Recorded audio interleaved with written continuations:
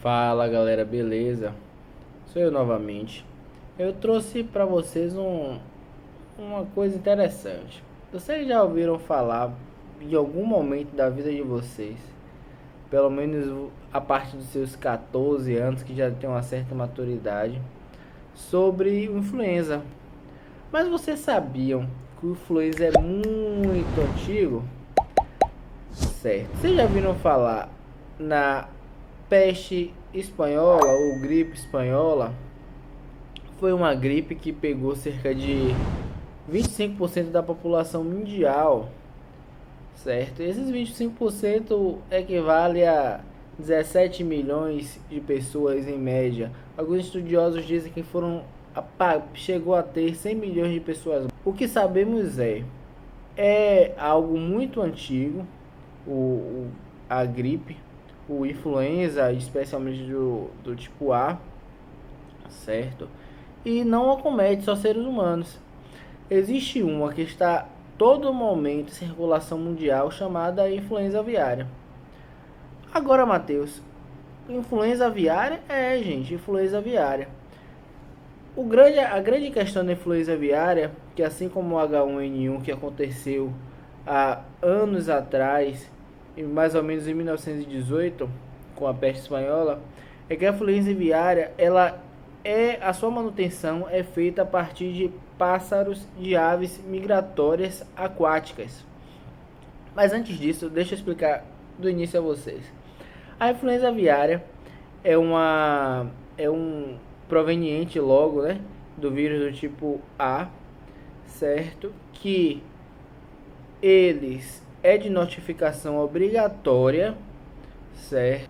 Logo, ele tem que ser informado aos órgãos públicos, que vai ser notificado à Organização Mundial de Saúde. No caso, a Organização Mundial de Saúde, eu não me recordo agora quando foi criada, mas hoje ela tem uma sede de saúde animal, viu gente? Ela tem uma sede em Paris, mas ela que faz toda esse controle, essa manutenção dessas doenças zoonóticas.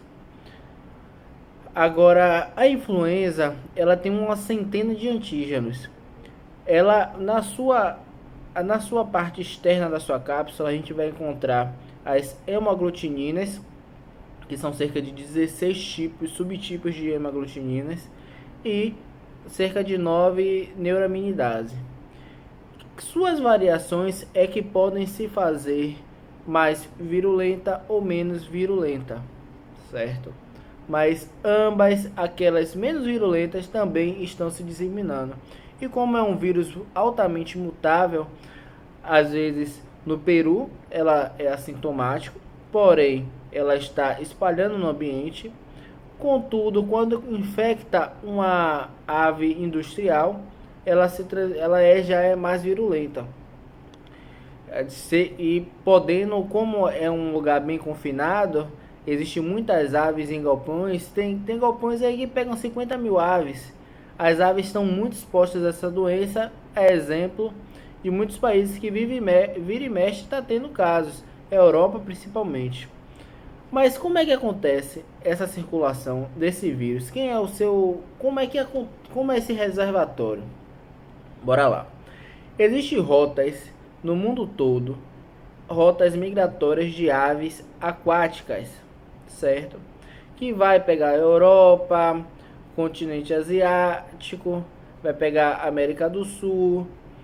Todas essas aves, elas têm pontos onde elas vão descer e contaminar lagos, logo, aquelas doentes, contaminar os lagos, invadindo espaço aéreo de indústrias, contaminando as aves dos locais. Às vezes, ela nem contamina aquela indústria, mas toda empresa tem que ter o controle de parasitas, certos? E roedores.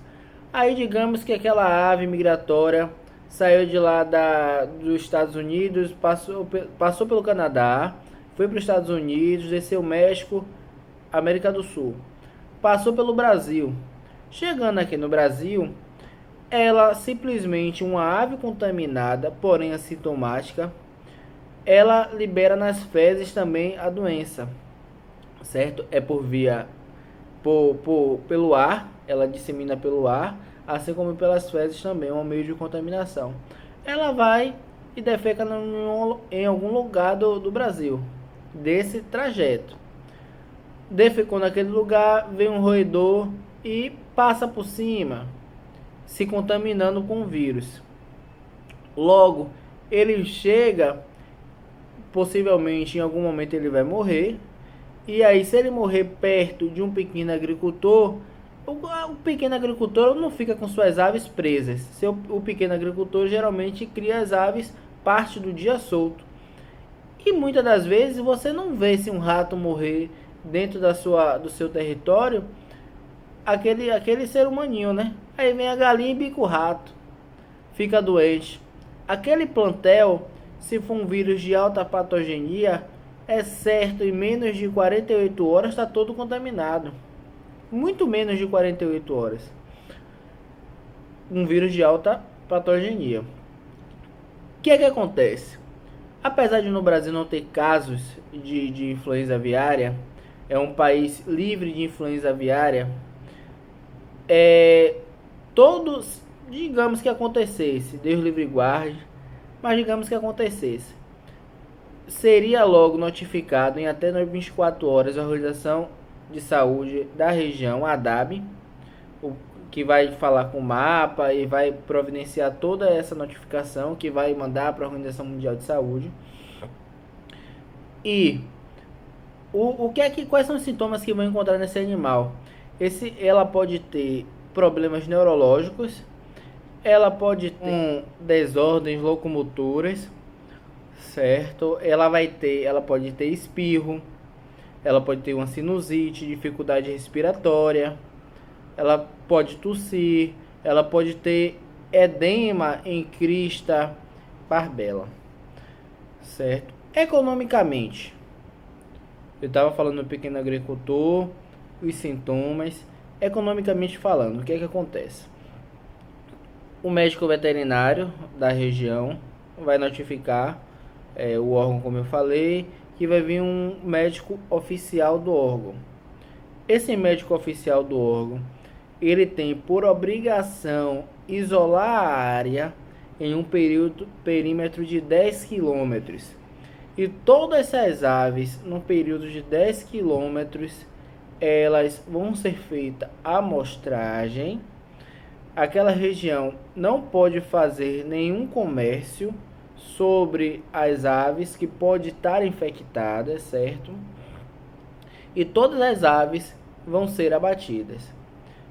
Logo, os donos das aves vão ser ressarcidos pelo governo, mas nenhuma ave pode ser comercializada nesse perímetro de 10 quilômetros.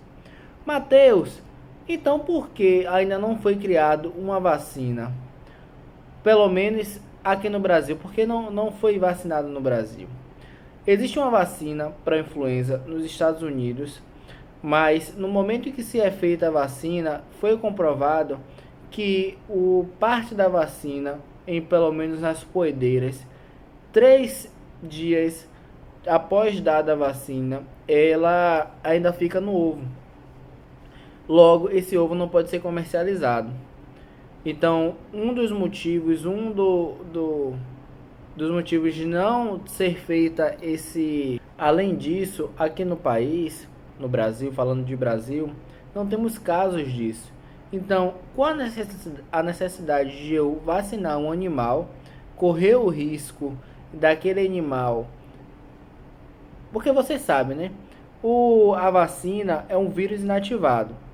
Então, o risco de você ter um animal desse, que ele desenvolva o vírus no seu organismo e comece a disseminar, é muito grande, certo? Até porque, mesmo aquele vírus enfraquecido, ele pode ser um disseminador, entendeu? O animal pode se tornar um disseminador. Então, isso a gente já evita. Para vocês terem noção o quão é importante se estudar a influenza, em 2006, os Estados Unidos gastou 7 bilhões com medo de ser uma arma biológica, de usarem o influenza como uma arma biológica, partindo do ataque que teve antes, né, em 2001, com as Torres Gêmeas. O Brasil, no mesmo ano de 2006, teve estudos de contingência também para influenza e Newcastle, mas se falando de valores não foi informado. Então assim, é uma doença séria, é uma doença de notificação obrigatória e que deveria ter conhecimento tanto do pequeno agricultor, do grande agricultor, de todo mundo, inclusive quem não tem acesso às produções, porque uma ave infectada, pelo fato de ser zoonose, você tem que usar todos os EPIs necessários para descarte daquele animal. Aquele animal, por mais que em altas temperaturas morra, certo? O vírus morra, ele é sensível ao calor, à temperatura no caso, a raios ultravioleta, em ambiente extremamente seco e radiações gama.